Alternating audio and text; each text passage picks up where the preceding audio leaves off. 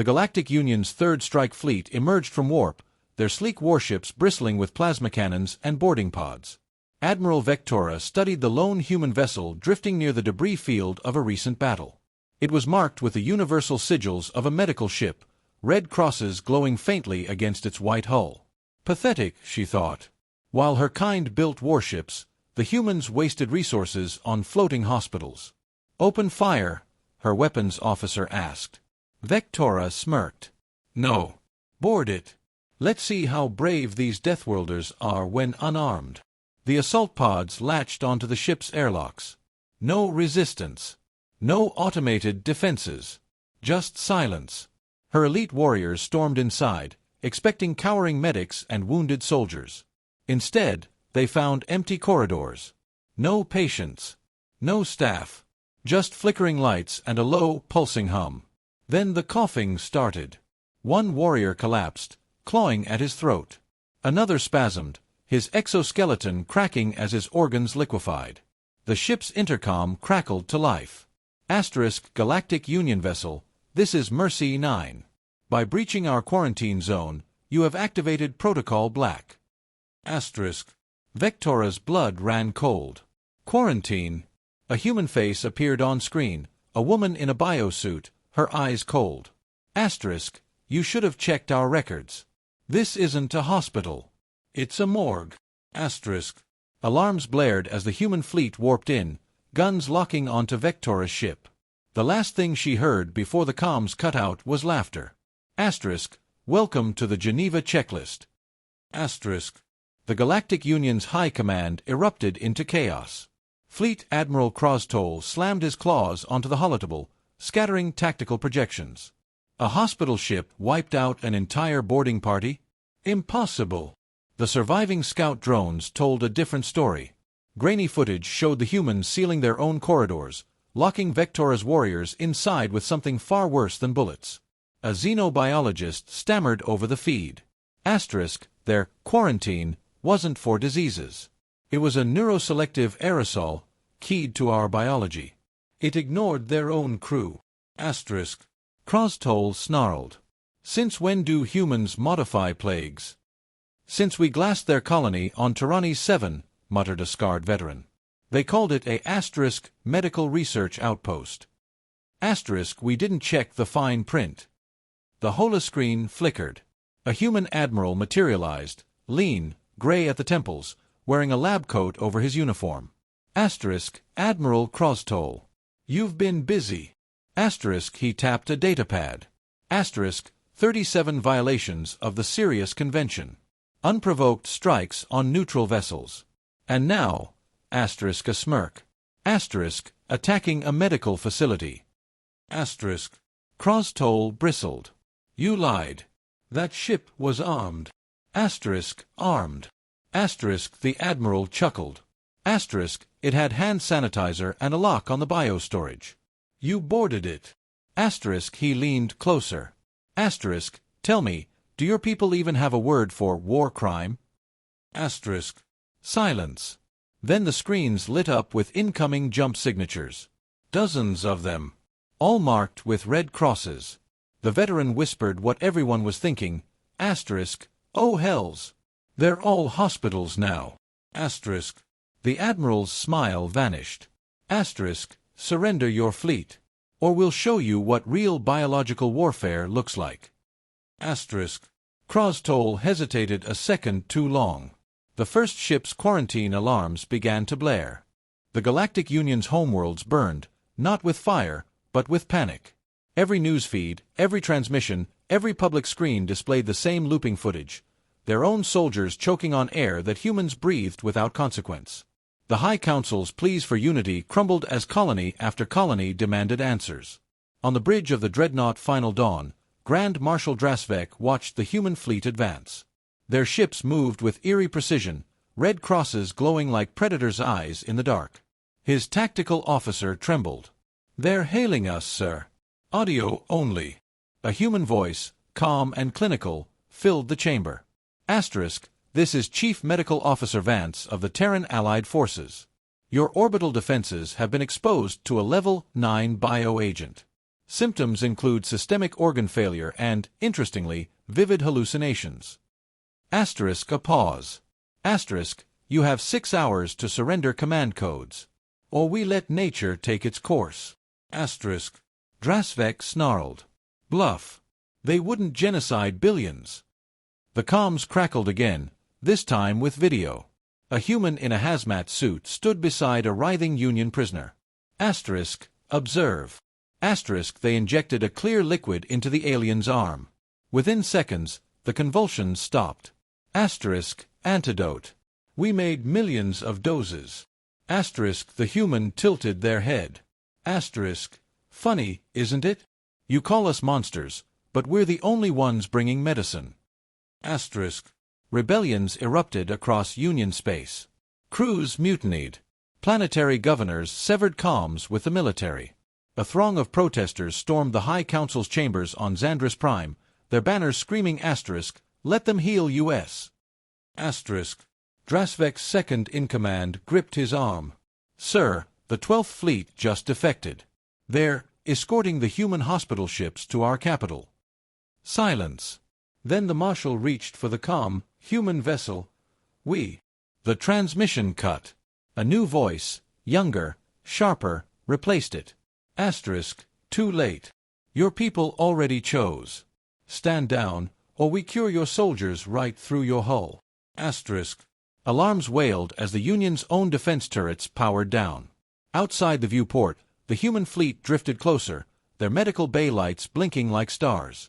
The war ended not with a treaty, but with a vaccination campaign. Human medics moved through the Galactic Union's core worlds, administering antidotes to trembling crowds. Children stared wide-eyed at the towering figures in biohazard suits, their fear melting into confusion as the humans handed out nutrient bars alongside injections. A Xandrian elder wept as a Terran nurse adjusted his oxygen mask. You bombed our hospitals, she said softly, asterisk, and we rebuilt yours first. Asterisk. The High Council's remnants sat shackled in their own assembly hall, watching holoscreens flash with damning evidence. Their own generals admitting to targeting civilian clinics, their own scientists dissecting human POWs alive. The footage played on loop in every system.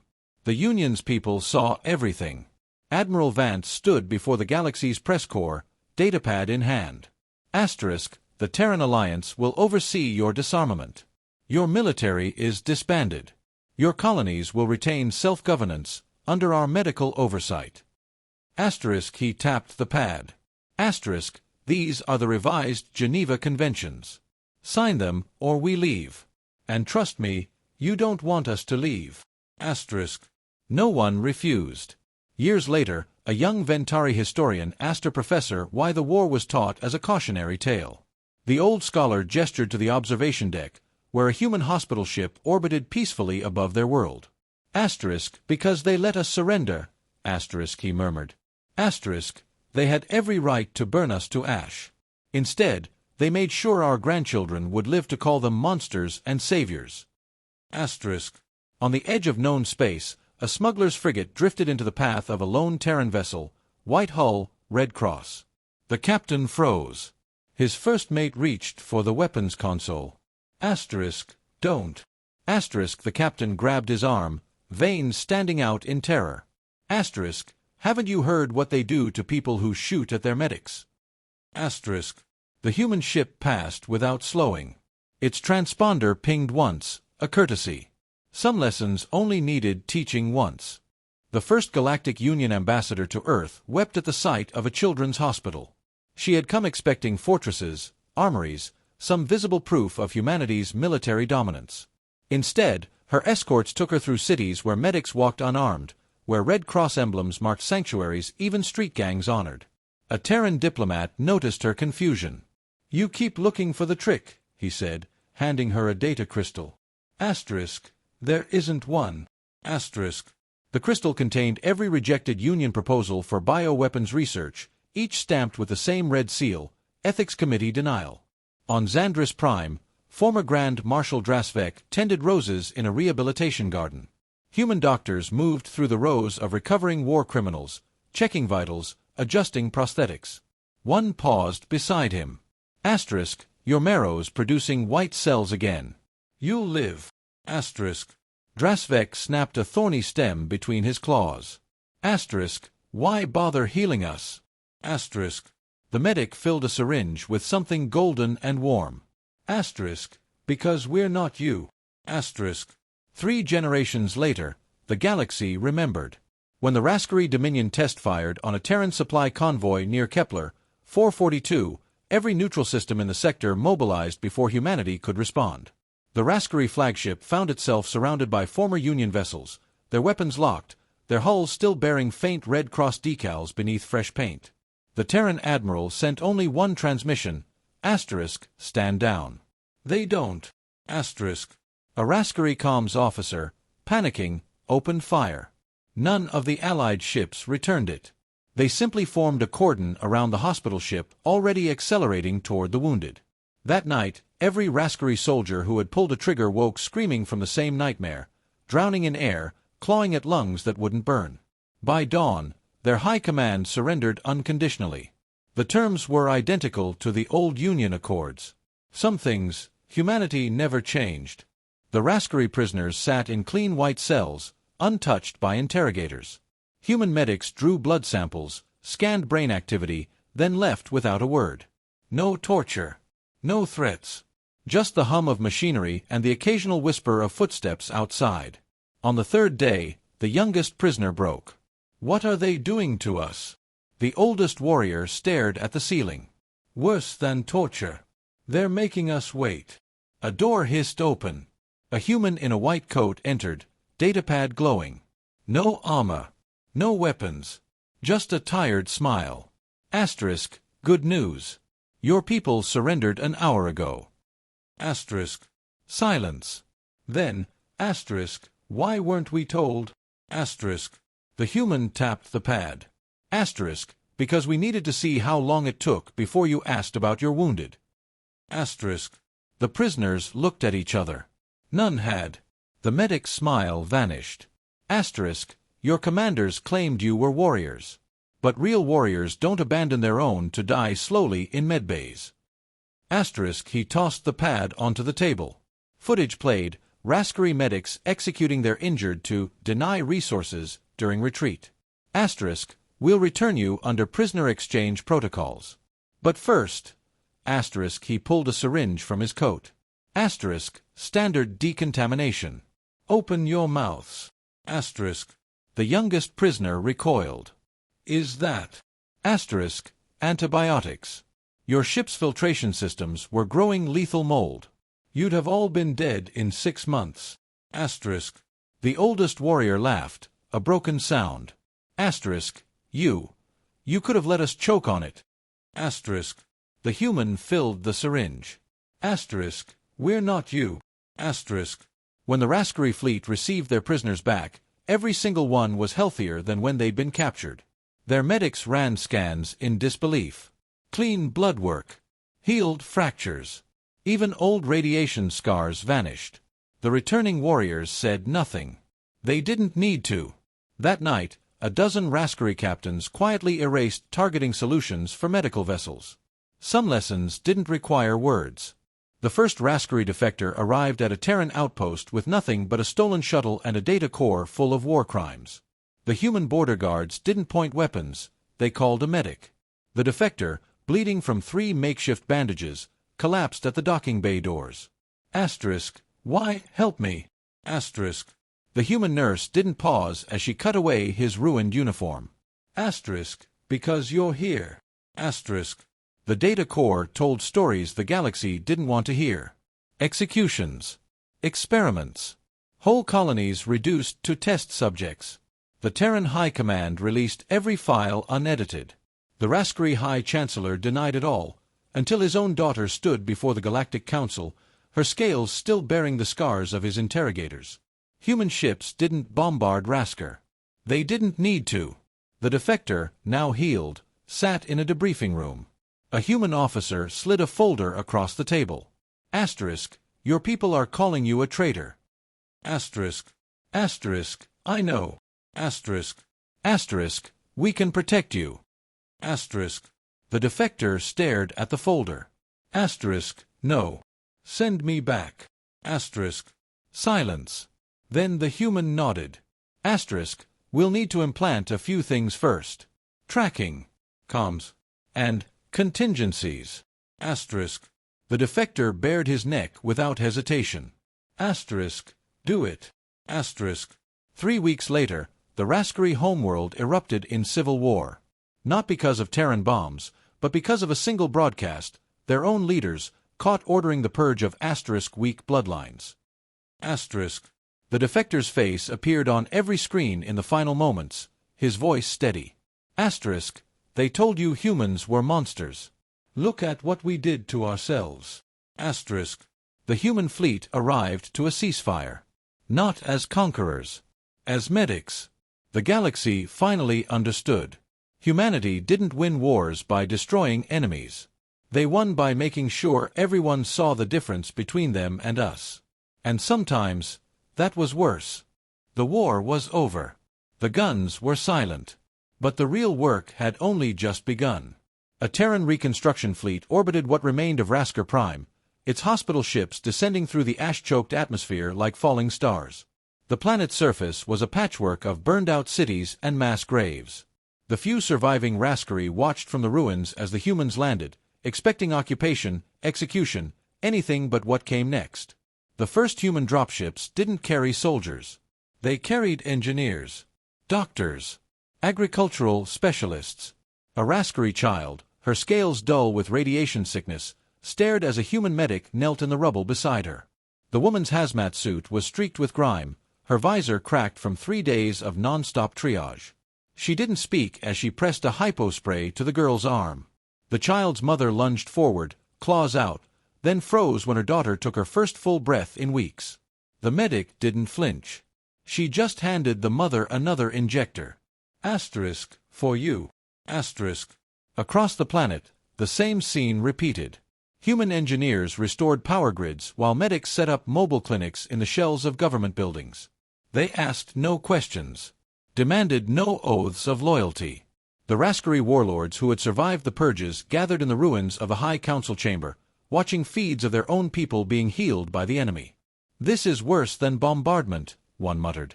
It's humiliation, another snarled. The oldest among them, his carapace cracked with age, stared at the screen where a human surgeon was elbow-deep in a wounded civilian's chest cavity. No, he said softly. Asterisk, it's justice. Asterisk. A Terran dropship landed outside the chamber. No guns. No demands. Just a single officer with a data slate. We've identified 17 surviving members of the High Command, she said. Asterisk. You have until sunset to turn yourselves in. Asterisk. One of the warlords laughed. Asterisk. Or what? You'll bomb us. Asterisk. The human didn't smile. Asterisk. Or we'll keep saving your people without you. Asterisk. Silence. Then, one by one, the warlords stood. They had spent their lives believing strength was measured in how much pain you could inflict. Now they learned the truth. Real power was having the strength to stop. And keep stopping. No matter how many times it took. The last Raskari war criminal stood trial on Earth. Not in a military tribunal. Not in some hidden bunker. In an open courtroom, under the glass dome of the New Hague Justice Complex, where the entire galaxy could watch. The prosecutor wasn't human. She was Raskari. Defense Minister Vectran, architect of the purges, stared at his own former subordinate, now wearing the silver scales of the reborn Raskari Republic. She placed a data crystal on the stand. Asterisk, do you recognize this? Asterisk. He didn't need to. Every screen in the system already played the footage, his voice ordering the sterilization of impure bloodlines. The defense attorney, human, ironically, didn't object. For 3 days, the trial unfolded with brutal efficiency. No theatrics. No last-minute revelations. Just the unshakable weight of evidence, presented to a jury of 12, 6 humans, 6 Raskari. When the verdict came, it was unanimous. Guilty. The judge, a Ventari elder who had survived the occupation, didn't sentence Vectran to death.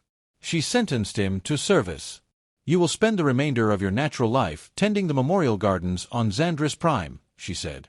Asterisk, where the families of your victims may visit you, where you may learn the weight of what you've done. Asterisk. Vectran snarled. Asterisk. I demand execution. Asterisk. The human bailiff didn't react.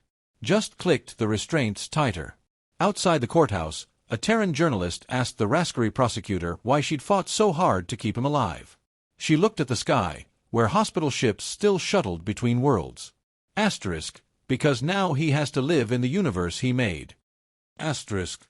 That night, on 100 Worlds, the same footage played, not of the trial, but of the gardens. Of a broken old monster on his knees in the dirt, planting flowers that would outlive him. The galaxy didn't cheer. It just breathed and moved on.